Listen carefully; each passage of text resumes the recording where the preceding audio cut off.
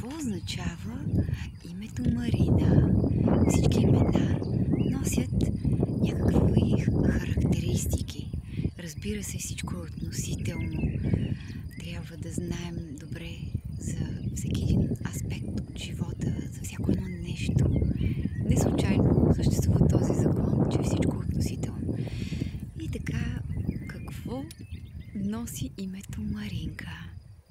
Всички Маринки,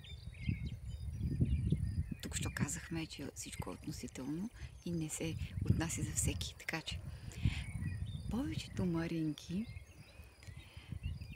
смятат, те не просто смятат, те са родени да бъдат обслужвани от родители, приятели, гаджета, от братя, сестри, от всички.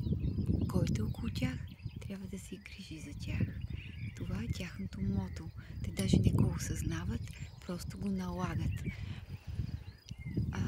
Особено най-много обичат да им прислугват от зодия Везни.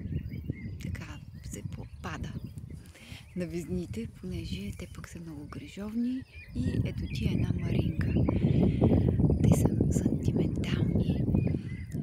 Интересното е, че съдбата винаги дава в ръцете на Маринките най-доброто.